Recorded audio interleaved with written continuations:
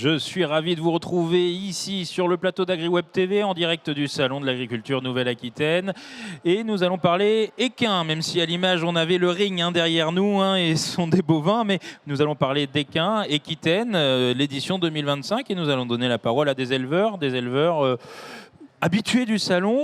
Alexis Godet, on va commencer Bonjour. par vous. Vous êtes de l'association Poney Landais et vous avez un élevage, il me semble, en Lot-et-Garonne. Expliquez-nous, présentez-vous un peu. Oui, c'est ça. Donc bonjour, Alexis Godet. J'ai l'élevage du Baillan, dans Lot-et-Garonne, avec ma compagne Candice. Élevage de poney landais essentiellement, avec une douzaine de poulinières. On a aussi 2 étalons qui saillissent en montant main. Et on a une partie valorisation, travail du jeune poney pour préparer au concours, au cycle jeune poney en CSO. Et ça marche bien les concours? Oui, c'est pas mal. J'ai cru comprendre que vous aviez des résultats. Oui, alors on participe aussi beaucoup au national de la race, du poney landais, où on amène tous nos jeunes pour les travailler, pour les présenter et les faire voir un petit peu.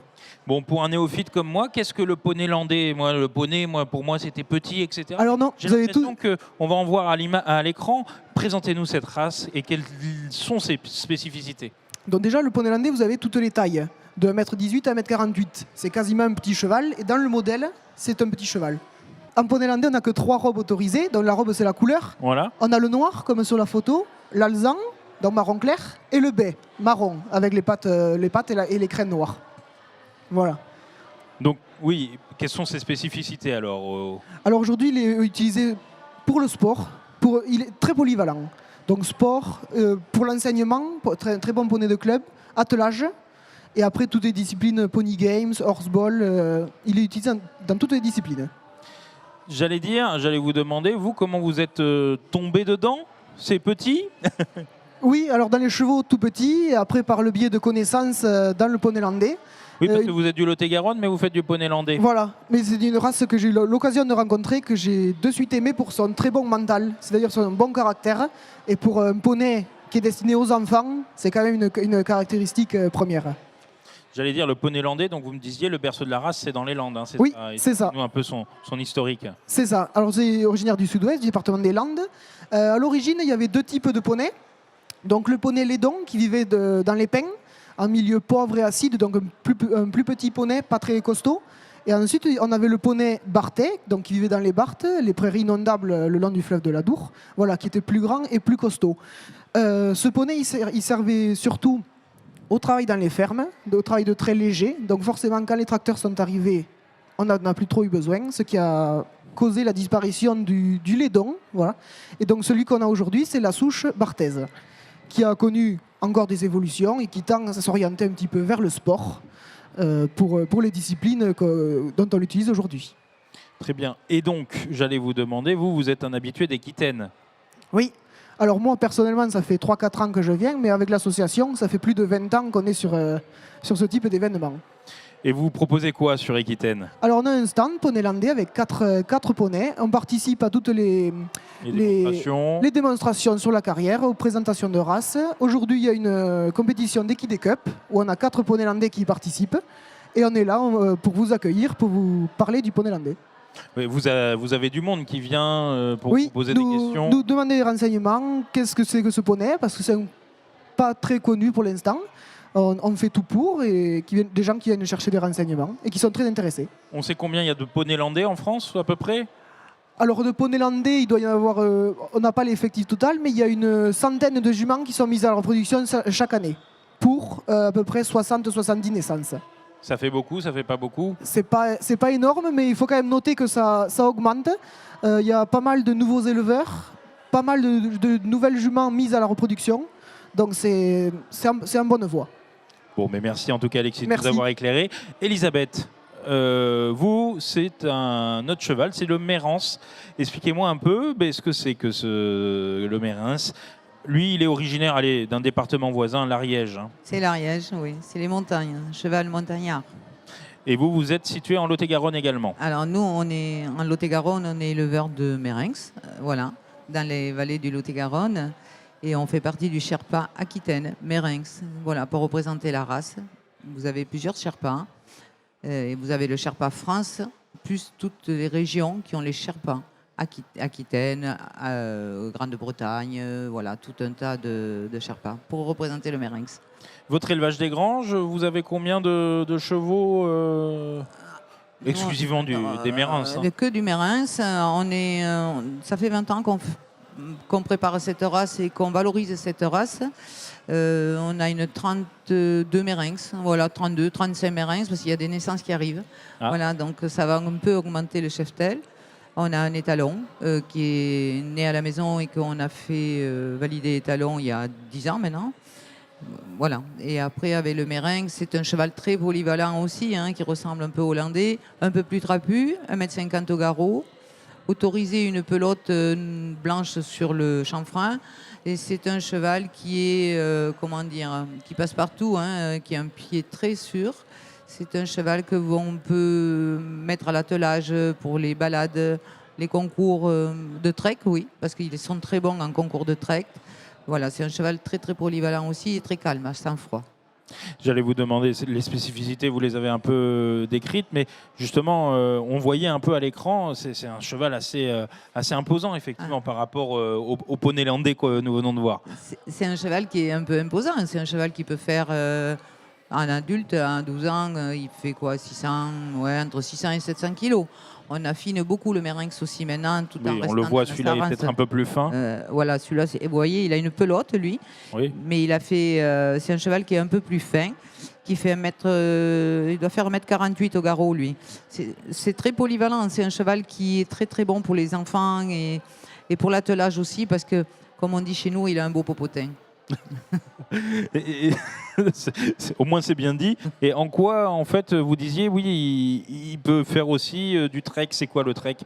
Le trek, c'est des parcours avec, il y a des troncs, il y a des arbres, il y a des rivières. C'est un cheval qui passe partout, comme il a un pied très sûr et que c'est un cheval qui vient de la montagne. Il saute peut-être pas haut, mais il passe partout. Il fait du n'importe quoi. Vous pouvez faire ce que vous voulez avec. Oui, on ne peut pas faire du saut d'obstacle alors. Il va sauter 4. Allez, au plus, il peut sauter 1,10 m. On en a. Ah, quand même. Ouais. Mais après, non. Et le Mérins en France, il y en a beaucoup. Est-ce qu'il y a beaucoup d'élevage? Alors, cette race qui a failli disparaître dans les années 80, parce qu'à l'époque, il n'y avait que 50 naissances par an.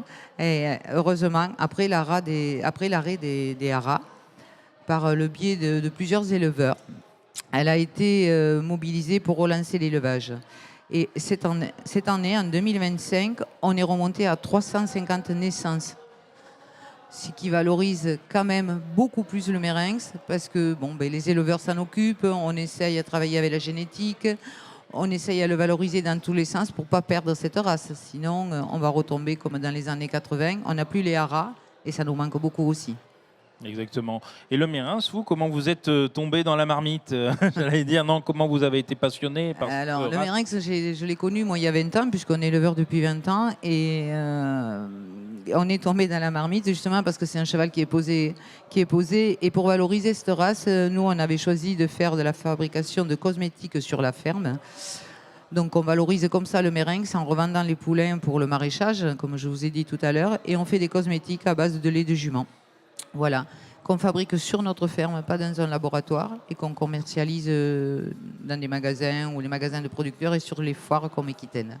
Justement, j'allais vous dire, vous êtes sur Aquitaine, on peut vous retrouver, on peut découvrir vos chevaux et donc aussi vos produits. Voilà, vous pouvez venir voir nos chevaux. Vous avez un étalon en présentation qui a été champion suprême de France, qui est présenté dans les box. Vous avez 2 ongres et moi j'ai mon stand à l'extérieur et vous pouvez venir, je vous raconterai l'histoire du Merinx.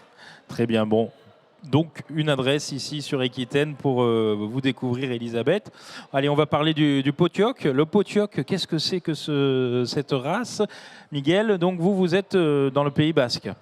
Oui, tout à fait. Je suis basé sur Yoldi, une petite commune du Pays Basque, et je représente l'Association nationale du Potioc aujourd'hui. Voilà. Le Potioc, qu'est-ce que c'est? Ici, on sait, on entend souvent parler du Potioc, mais qu'est-ce que c'est que cette race qui est locale, hein? Oui, tout à fait. Alors, c'est une race qui a eu son stukbook créé dans les années 70 avec les haras nationaux. Et pour essayer de trouver et la valorisation et la production de ces poneys qui sont avec un pied très sûr en montagne. Voilà, donc On les voit là dans des paysages magnifiques. Voilà.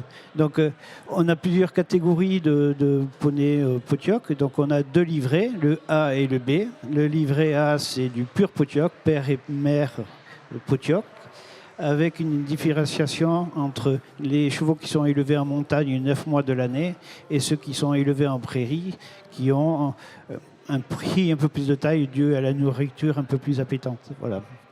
La deuxième catégorie, c'est le livret B. On a apporté du sang un peu extérieur pour améliorer la taille, la partie sportive et pour améliorer l'utilisation de ces poneys et la valorisation de ces poneys en compétition. Potioc, il y a une signification, hein. Ça veut dire quoi? Petit poney, non? Oui, alors le Potioc, c'est le petit cheval. Le petit voilà. cheval, oui. Potioc aussi, c'est le petit de quoi. Voilà, c'est le petit. D'accord. Bon, au moins on parle un peu basque ici. Pas trop. Ah bon? Bon, dommage. Et vous êtes sur le salon, c'est un retour, c'est bien si j'ai bien compris. Oui, alors dans les années 90, je suis venu 5 ou 6 fois faire le salon avec un ami, Francis Tigui. Et là, c'est la première année où je reviens la semaine complète. Après, chaque année, je venais voir quand même le stand de l'Association nationale du Potioc pour leur dire bonjour quand même. Et vous avez combien de Potioc sur le stand? Qu'est-ce qu'on peut découvrir? Alors, on a présenté 2 étalons, dont un le nôtre et un celui de Nina. Et on a une jument suitée aussi qui est présente, qui est une Potioc livret B, qui a 12% de sang arabe et le poulain 6%. Voilà. Et donc jusqu'à jeudi prochain, il y a des démonstrations, c'est ça? Expliquez-nous. Voilà, tout à fait. Il y a attelage, montée, présentation en main, d'élevage et on suit le cursus de tout ce qu'on peut nous proposer comme valorisation sur le terrain du Potioc.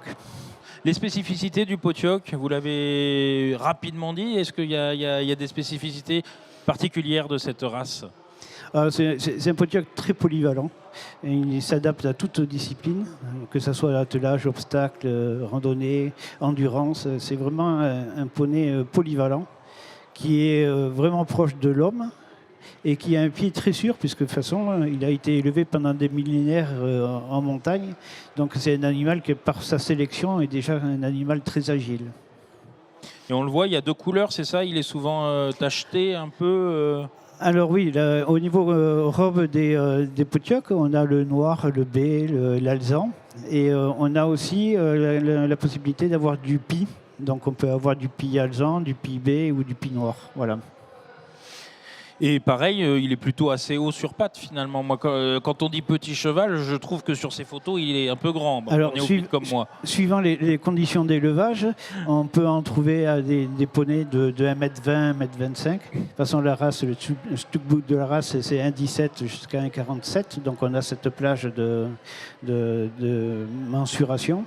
Mais en montagne, ils seront plus petits parce qu'au niveau alimentation, ils auront plus souffert. Et au niveau aussi physique, parce qu'un poulain qui se développe en montagne se développera aussi bien que celui qui est en prairie sur du plat avec de l'herbe.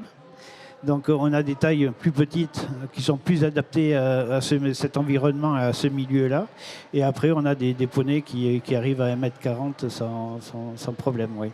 Oui, parce que le Potioc, c'est un cheval de montagne, en fait, essentiellement. Et je ne savais pas qu'il y avait cette différence, finalement, de développement entre la montagne et la vallée, j'allais dire. Le milieu naturel détermine la morphologie de la race. De toutes les manières, un animal qui est trop grand en montagne aura beaucoup de mal à se nourrir et s'alimenter correctement. C'est très bien. Bon, mais en tout cas, pour en savoir un peu plus sur le Potioc, sur le poney landais ou sur les mérins, une seule adresse ici au Salon de l'Agriculture Nouvelle-Aquitaine, à Iquitaine, qui est juste derrière, là, sur le ring. Et donc, on vous donne rendez-vous jusqu'à jeudi 29 mai. À très vite pour une nouvelle émission sur AgriWeb TV.